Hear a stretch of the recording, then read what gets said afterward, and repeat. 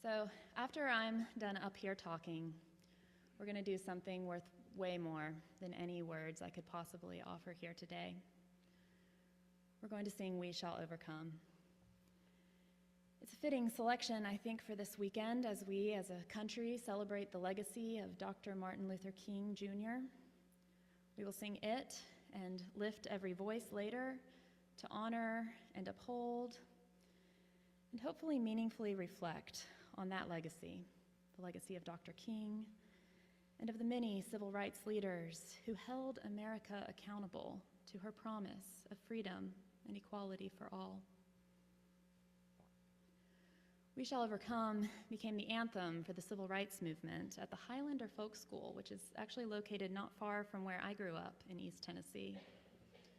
The school had been adapting many folk songs in service of the civil rights movement, including this one. And it's said that when Dr. King came to speak at the school in 1957, Pete Seeger was there, and he led everyone in singing "We Shall Overcome" at some point during the event. As Dr. King and his companions drove off, he was reportedly humming the tune and said, "There's something about that song that haunts you." It haunts you. It's such an interesting choice of language there. It conjures up images of ghost, typically.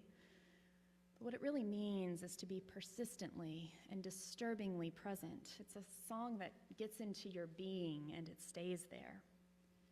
It persists in and insists on its promise, even against a backdrop of seeming impossibility. It reminds us of the spot deep in our hearts that still believes.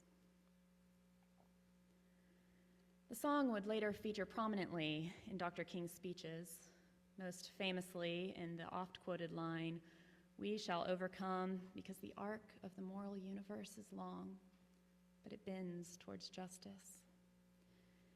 It's the big, cosmic view of justice that says, I may not see its fruition in my lifetime, but I'll tend to its potential while I've breath. I personally like the way Wendell Berry captures this idea. He says, "Invest in the millennium, plant sequoias. Say that your crop is the forest that you did not plant, that you will not live to harvest. We shall overcome someday." An eye towards that kind of scale is how the Gospel of John begins. "In the beginning was the Word, and the Word was with God, and the Word was God. He was in the beginning with God. All things came into being through him, and without him not one thing came into being. What has come into being through him was life, and the life was the light of all people. The light shines in the darkness, and the darkness did not overtake it." This is a big story going all the way back to in the beginning. And we're promised that the darkness does not overtake the light in that big story, even when the darkness feels very dark. That we can be the light, that we, as people of the light, shall overcome. It's one thing to read those words or hear the history of a song like "We Shall Overcome," and quite another to locate ourselves along that big, long arc, to recognize ourselves as the ones capable of bending it. Which is why I think the Gospel of John goes from this grand cosmic prologue down to the granular level, people gathered together at a wedding.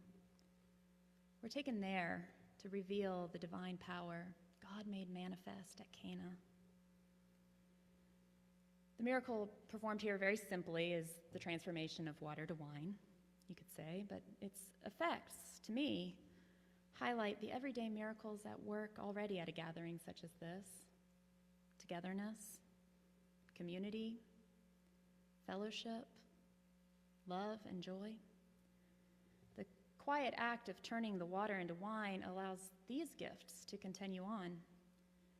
The celebration continues, we're told, undeterred by the threat of scarcity and met instead with God's great abundance. I call it a quiet act because the person in charge, we're told, has no clue what happened to bring about such abundance. nor does the bridegroom or presumably any of the guests at the wedding, aside from the disciples and Mary, and of course the servants who drew the water. But whether they know its source, that abundance reaches them all. God is always at work in our togetherness in ways seen and unseen. God of all time and every place is made known in the intimate places of our lives together, like this wedding. Our gathering together means something along that long moral arc. The light that overcomes the darkness was revealed at one such gathering, the first miracle of Jesus' ministry performed so that the party could go on. Now, it was through gatherings of folks that We Shall Overcome came into being. The Highlander was very intentional about its gatherings. It would bring together Black and white Americans to tell their stories, and more importantly, maybe to listen to one another.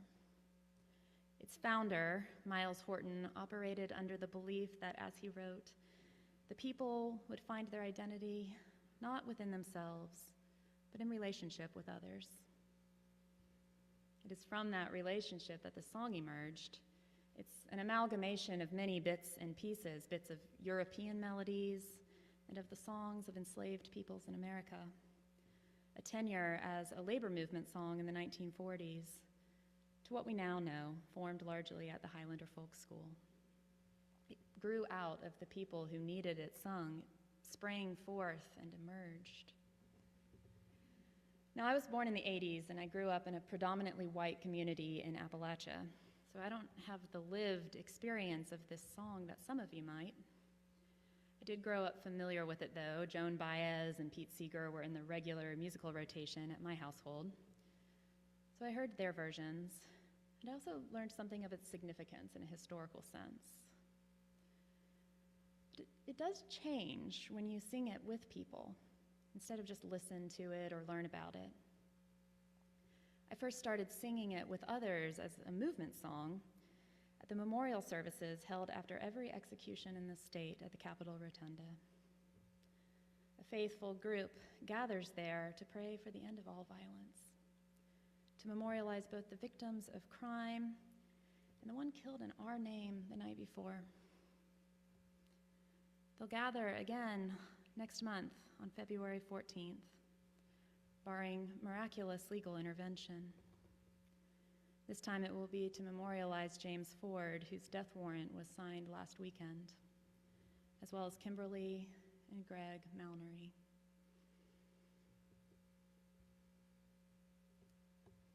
These services at the Capitol, and I've been to far too many, they always end with "We shall overcome." And I recall realizing one day that among those gathered there was someone who had himself marched at Selma. And I remember the time we were singing it, and a construction worker at the Capitol walked by, and I noticed from a distance that he was singing along. He was mouthing the words along. And as he walked away, he lifted his fist in solidarity. Suddenly you realize this song has transformed for you. It's not the song of the history books or the recordings.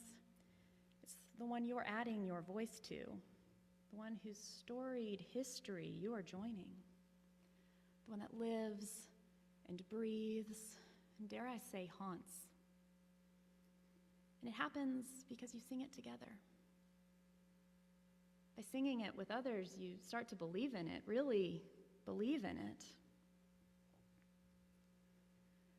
And so I think we can emphasize the supernatural dimensions of Jesus' miracles, I suppose. Water to wine, remarkable healings, raising Lazarus from the dead. But I think the seeming magic is always less the point than what these miracles say about relationship and justice. The miracles, signs, as John calls them, are almost incidental to questions of whom Jesus calls in, and how these miraculous acts point us towards ways of being that are fully within our reach, no superpowers required. Like in singing about the hope that haunts us, singing it into being. And one of the verses we'll sing is "We Are Not Afraid," which I want to end by giving special attention to. That one has its own story from the Highlander. The school was raided one night by vigilantes and police, and it was as they were hosting a youth choir, children, to be clear. These young people were watching a movie when it happened. Before the raid, the city shut off the lights so that when these men and their billy clubs came storming in, the children were surrounded by darkness. But the light shines in the darkness, and the darkness does not overtake it. A 14-year-old girl named Jamila Jones, who had participated in the Montgomery bus boycotts 2 years prior as a mere 12-year-old, she started singing to the tune of a song she'd learned in the movement.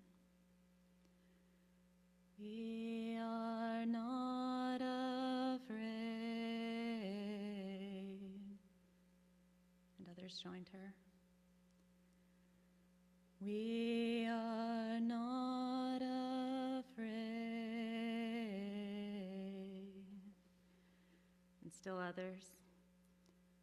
We are not afraid today.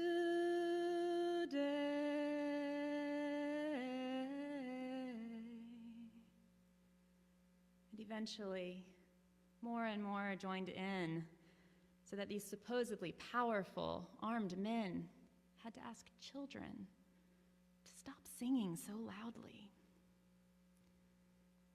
A group of brave teenagers can bend the arc of the moral universe. The light shines in the darkness, both cosmically and granularly, at our weddings and our movie screenings, in our families, our schools, and our churches. And thus, a new verse was born. So I have a recording of Pete Seeger singing this song live that I love, and it has truly sustained me for the past few months. In it, he gives this verse, the best verse, he calls it, its own introduction. He says, "Now you and I, like every human being on this earth, we have been afraid. But you still sing it. You still sing it," he says. "We are not afraid. We are not afraid." It would be a lie for me to sing, "I am not afraid." I am.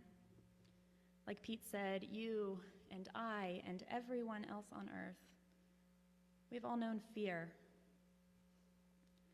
Perhaps we know it especially well in this moment in our country and in our world. In our Wednesday night programs this fall, talking about healthy communication and conflict, we talked about how under the surface of so many of our conflicts is fear held in common. We might disagree about just about everything, but we share that we are scared for our children, of our changing world, of feeling helpless against forces beyond us. So yes, I am afraid. I imagine you might be afraid too. Perhaps you see tomorrow's inauguration and the direction this country is going as a potential healing balm to those fears. For others, it greatly exacerbates their fears. The point is that there's fear saturating all sides, driving how we act and interact with each other. But over and over again, the scriptures tell us, fear not. Do not be afraid. Perhaps when we work through that common fear together, perhaps then we find new paths to seeing the dignity of all people, to peace, to beloved community, to how we overcome and we shall, because we learn to act out of love, not fear. And so this is the sign I hope for, that when we sing this together in a few moments, I am afraid, is miraculously converted in our singing and our togetherness to we are not afraid, like water to wine. Because we believe that the light overcomes the darkness, and that that light is revealed in places like this church, in this moment, in our everyday lives, and that we are part of the story of that long moral arc that we shall overcome someday. And so we still sing it. From God, through God, to God are all things. To God be glory forever. Amen.